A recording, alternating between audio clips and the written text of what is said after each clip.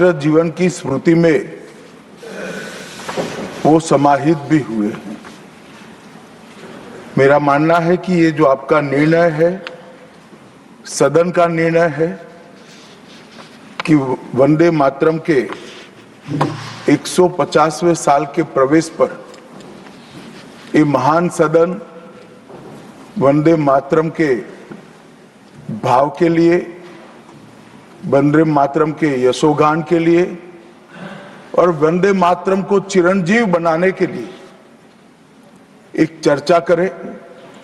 और इस चर्चा के माध्यम से विशेषकर हमारे देश के बच्चे, किशोर, युवा, आने वाली पीढ़ियों तक वंदे मातरम का आजादी के लिए योगदान, वंदे मातरम गान की रचना में राष्ट्रभक्ति और राष्ट्र की संस्कृति के प्रति समर्पण का जो भाव है, उसका आने वाले महान भारत की रचना में योगदान, इसके संकल्प के साथ जुड़ाव, ये सभी चीजों से हमारी आने वाली पीढ़ियां भी युक्त हो। इसलिए मैं आपका और सदन के सभी सदस्यों का हृदय पूर्वक बहुत बहुत अभिनंदन करना चाहता हूं कि आज ये चर्चा यहां पर आकार ले रही है। महोदय, हम सब सौभाग्यशाली हैं कि हम एक ऐतिहासिक पल के साक्षी भी बन रहे हैं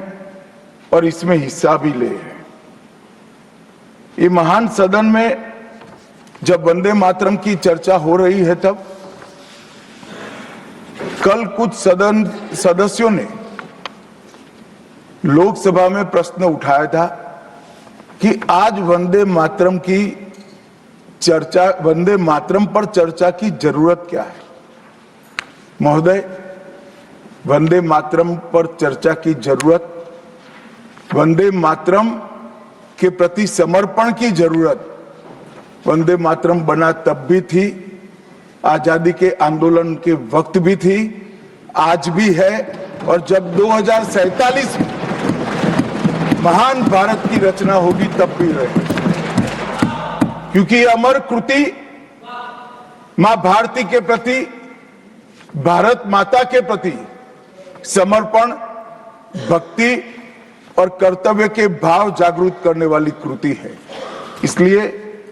जिनको आज वंदे मातरम की चर्चा क्यों हो रही है वो समझ में नहीं आ रहा है। मुझे लगता है कि उन्होंने नए सिरे से अपनी समझ पर ही सोचने की जरूरत है। कुछ लोगों को इसमें दिखता है कि बंगाल में चुनाव आने वाला है, इसलिए वंदे मातरम की चर्चा हो रही है। वो वंदे मातरम के महिमा मंडन को बंगाल के चुनाव के साथ जोड़कर कम करना चाहते हैं। ये सही है कि वंदे मातरम की रचनाकार बंकिम बाबू बंगाल में पैदा हुए, बंगाल में गीत की रचना हुई और आनंद मठ जिसमें बाद में वंदे मातरम समाहित हुआ, उसकी पृष्ठभूमि भी की बंगाल थी। मगर जब वंदे मातरम का प्रकटीकरण हुआ, वंदे मातरम बंगाल तक सीमित नहीं रहा था, देश तक भी सीमित नहीं रहा था। दुनिया भर में जहां पर आजादी के दीवाने थे वो गुप्त बैठक भी करते थे, तो पहले वंदे मातरम का गान कर बैठक की शुरुआत। और आज भी सरहद पर हमारा जवान जब अपना सर्वोच्च बलिदान देता है, ये आंतरिक सुरक्षा के लिए देश के पुलिस का जवान सर्वोच्च बलिदान देता है, तो जब वो अपने प्राण त्यागता है, इसके मुंह पर एक ही मंत्र होता है, वो वंदे मातरम। मान्यवर, ये वंदे मातरम का गान, वंदे मातरम का गीत, ये भारत माता को गुलामी की जंजीरों से मुक्त करने का नारा बना था,